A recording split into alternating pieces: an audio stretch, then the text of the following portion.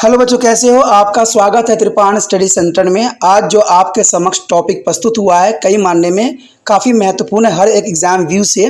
ठीक है, इसमें हम हर एक बात पे विस्तार पर चर्चा करेंगे और वो सारे जो है पहलू पर विचार करेंगे जो अब तक अछूता था। तो चलिए देखते हैं हमारा आज टॉपिक क्या है। मंसद प्रणाली के विकास काफ़ी महत्वपूर्ण है कि मंसद प्रणाली का विकास किस प्रकार हुआ और काफ़ी महत्वपूर्ण भी रहता है।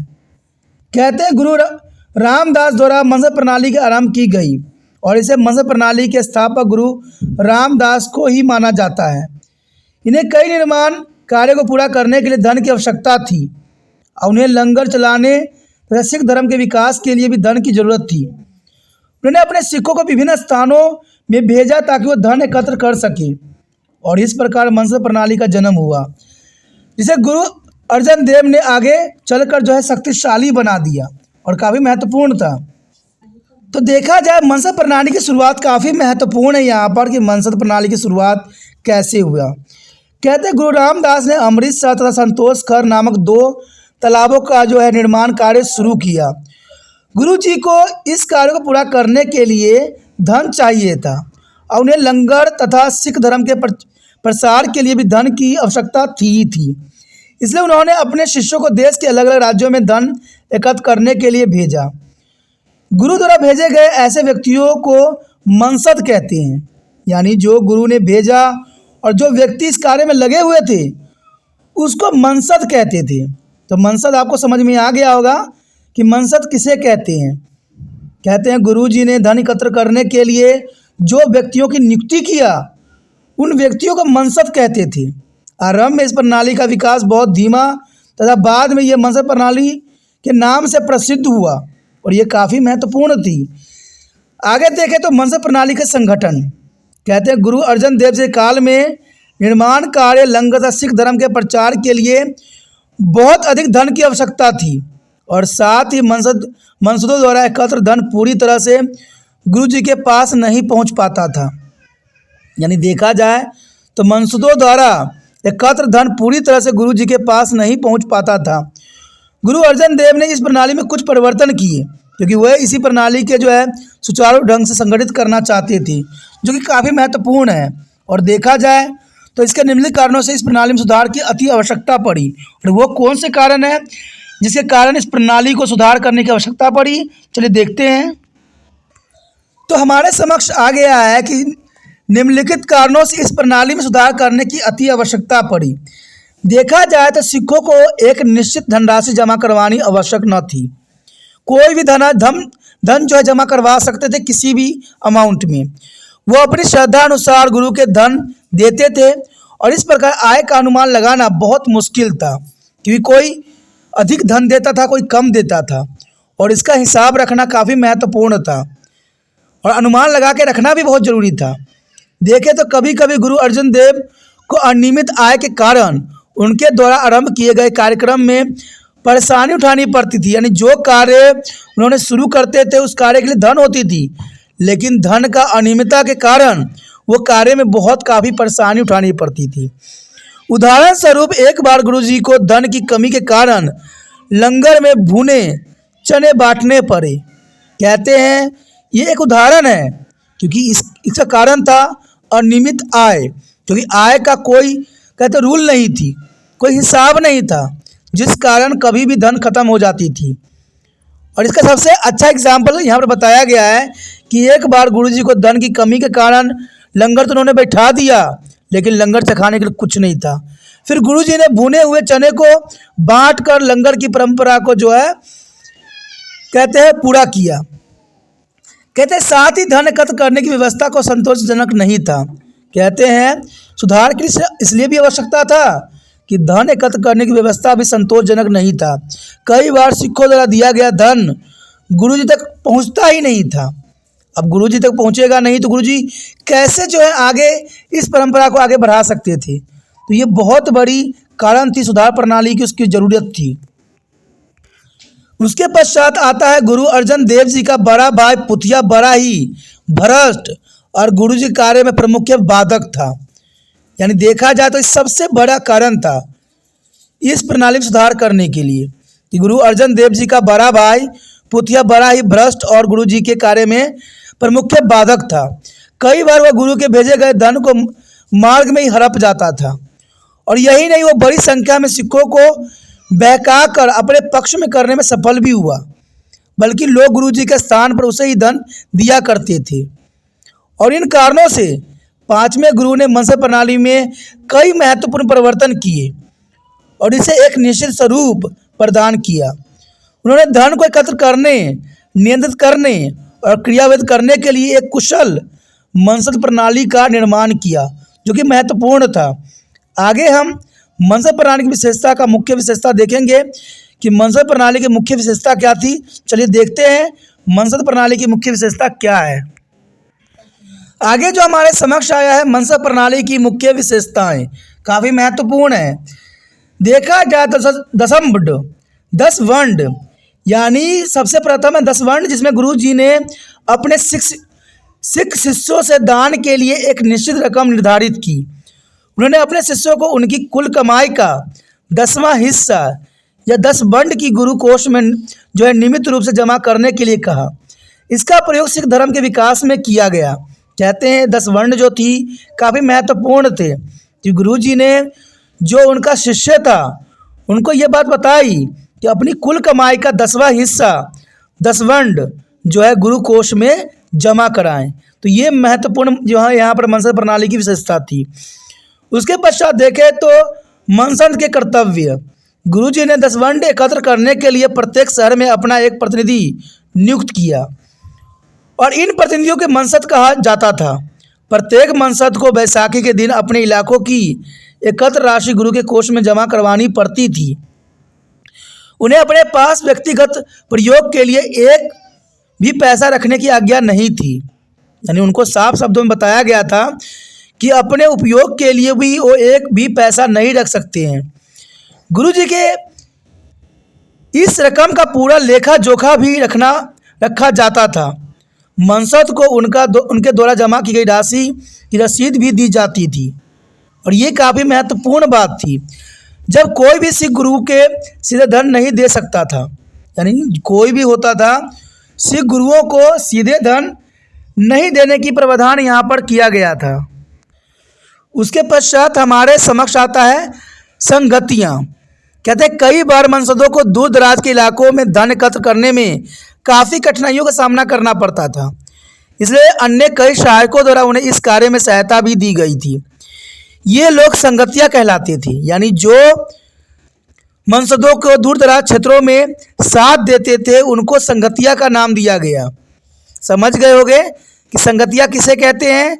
जो मनसदों को दूर दराज क्षेत्रों में जो कठिनाई आती थी, उन कठिनाइयों में उनके जो सहायता करते थे, जो व्यक्ति सहायता करते थे, उनको संगतिया कहते थे। और मनसदे दूर दराज इलाके में इसलिए जाते थे कि वो धन को एकत्र कर सके। उन्हें दूर दराज के इलाकों में धन एकत्र कर मनसदों को सौंपना होता था, यानी संगतिया जो होते थे वो धन एकत्र करके मनसदों को सौंप देते थे, और इस धन को मनसद बैसाखी के दिन अमृतसर में गुरु मुख्यालय में उनके भव्य दरबार के समय जमा करवाते थे। तो आप समझ गए होंगे कि संगत जो होते थे अपने क्षेत्र के धन इकट्ठा करके मनसदों को देते थे, और मनसद जो होते थे वो बैसाखी के दिन अमृतसर में गुरु के मुख्यालय में उनके भव्य दरबार में जो है धन जमा करवाया करते थे, जो कि काफ़ी महत्वपूर्ण है यहाँ। उसके पश्चात देखिए धार्मिक प्रसार। मनसद तथा संगतिया केवल धन एकत्र नहीं करते थे, बल्कि अपने अपने क्षेत्र में सिख धर्म का भी प्रचार किया करते थे। यानी यहाँ पर देखा जाए तो मनसद और संगतिया का एक और कार्य था कि अपने अपने क्षेत्र में सिख धर्म का प्रचार करना। वो जब बैसाखी के दिन अमृतसर जाते थे तो उनके साथ बहुत से सिख धर्म के अनुयायी भी साथ में जाते थे, यानी वो अपने धर्म बदल के सिख धर्म में प्रवेश करने के पश्चात जाते थे। और इस प्रकार मनसद प्रणाली ने गुरु की आय को जो है सुनिश्चित तथा नियमित किया, ताकि वह सिख धर्म के विकास कार्य को आगे बढ़ा सके। और यह प्रणाली गुरु अर्जन देव जी के काल में बड़ी सफल हुई, किंतु आगे चलकर इसका विघटन भी आरंभ हुआ।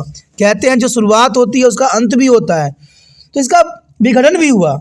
आगे हम देखेंगे मनसद प्रणाली के लाभ, महत्व और साथ में अंत भी देखेंगे। तो चलिए देखते हैं मनसद प्रणाली के लाभ और महत्व क्या है। हमारे समक्ष जो आया है मनसद प्रणाली के लाभ तथा महत्व, ये काफ़ी महत्वपूर्ण रहेगा। देखा जाए तो मनसद प्रणाली सिखों के लिए बहुत ही लाभदायक सिद्ध हुआ और ये लाभ काफ़ी महत्वपूर्ण था। कहते हैं इस प्रणाली से गुरु जी के नियमित तथा निश्चित आय होने लगी, जिससे वह अपनी आय व्यय की योजनाएं बना सके। और इस विषय में यह सही कहा गया है कि इसके साथ ही जब गुरु जी के आर्थिक स्रोत मजबूत हुए तब उनके लिए अपना आय व्यय नियोजित करना आसान हो गया तथा वह सिख धर्म के प्रचार प्रसार के लिए कई कार्य आरंभ भी कर सके। तो ये सब मनसद प्रणाली के अंतर्गत हुआ। कहते हैं इस प्रणाली में सिख धर्म की आर्थिक स्थिति बहुत काफ़ी मजबूत हुई। अब लंगर का प्रबंधन, धर्म का प्रसार और मंदिरों, तालाबों एवं नए शहरों का निर्माण आदि कार्य बहुत काफ़ी सरल रूप से हो जाती थी। कहते धन एकत्र करने के साथ साथ मनसद धार्मिक प्रचार का कार्य भी करते थे और इससे सिख धर्म बहुत ही लोकप्रिय हो गया उस समय।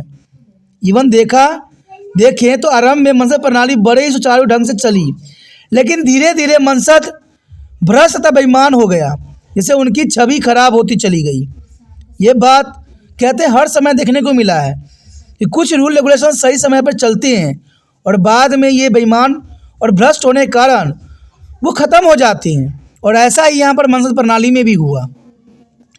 इस प्रणाली ने सिख को बहुत मजबूत किया तथा सभी सिखों को एक केंद्रीय शक्ति के अधीन कर दिया। मनसद प्रणाली लोगों तथा गुरुओं के बीच मध्यस्थ का कार्य भी करते थे। देखा जाए तो यहाँ काफ़ी महत्वपूर्ण है कि मनसद लोगों और गुरु के बीच एक मध्यस्थता का कार्य करते थे और इस प्रकार गुरु जी का अपने लोगों पर पूरा नियंत्रण रहता था। तो मनसद प्रणाली यहाँ पर सिख धर्म के अंतर्गत काफ़ी महत्वपूर्ण थी। आगे देखते हैं हम कि मनसद प्रणाली का जो है कैसे विघटन हुआ। आगे हम देखें तो मनसद प्रणाली का अंत। आरंभ में मनसद प्रणाली बहुत ही ईमानदार वफादार थे, लेकिन समय बीतने के साथ वे भ्रष्ट और बेईमान हो गए। उन्होंने अपने कर्तव्य का पालन करना छोड़ दिया और दसवंध के रूप में एकत्र धन का जो है दुरुपयोग करने लग गए। उन्होंने नैतिक मूल्य का त्याग कर दिया और कई मनसद गुरु जी के खिलाफ षड्यंत्र रचने लग गए ताकि वो एकत्र धन को अपने पास रख सके। उन्होंने 9वें गुरु के लिए बहुत कठिनाई पैदा कर दी और उनके विरुद्ध कई षड्यंत्र भी रचे। अंत में गुरु गोविंद सिंह ने मनसद प्रणाली का व्याप, बुराई तथा भ्रष्टाचार को देखते हुए इसको सदैव के लिए जो है समाप्त कर दिया। तो ये काफ़ी महत्वपूर्ण यहाँ पर बात आती है जो काफ़ी ज़रूरी है एग्ज़ाम व्यू से और काफ़ी महत्व रखेगा आप लोगों के लिए। कहते हैं बहुत सी बातें ज़रूरी है और ज़रूरी बातें हर बच्चे तक पहुँचना भी ज़रूरी है। इसलिए आपको भी सौंपा गया है कि आप ईमानदारी से जितना हो सके, कहते हैं थोड़ा सा ही कीजिए लेकिन कीजिए, जितना हो सके इस वीडियो को दूसरे बच्चे तक पहुंचाने में आप तिरपान स्टडी सेंटर का मदद कर सकते हो, वो भी ईमानदारी से। कहते हैं दोस्तों, अगर आप कुछ देखते हो, कुछ समझते हो, अगर उस व्यक्ति का ये कर्तव्य रहता है तो आपका भी कर्तव्य बन जाता है। कहते हैं आज की दुनिया में देखो तो हर जगह भ्रष्टाचार, चारों तरफ बुराई ही बुराई फैला हुआ है और इस बुराइयों को अगर अंत करना है तो कहते हैं हमें बहुत ही बातों को जानना है। इतिहास में हर बुराई को ख़त्म करने के सारे मार्ग दर्शाए गए हैं और ये मार्ग जब तक उन बच्चों तक नहीं पहुंचेगा, हमारे देश में कभी भी हम ईमानदारी के जीवन और कहते हैं ईमानदारी से नहीं जी सकोगे। आप सोचते हो कि मैं ईमानदार हूँ तो मैं ही ईमानदार हूँ। दोस्तों, ये दुनिया का बहुत ही अलग सिचुएशन है। कोई व्यक्ति अगर ईमानदारी से चल रहा है तो उसको ईमानदारी से चलने नहीं दिया जाता है और कोई बेईमान है तो वो बेईमान ही रहता है। कोई सुधरना चाहे तो सुधरने नहीं दिया जाता है क्योंकि उनमें ज्ञान की कमी है, उनको वास्तविकता नहीं पता है।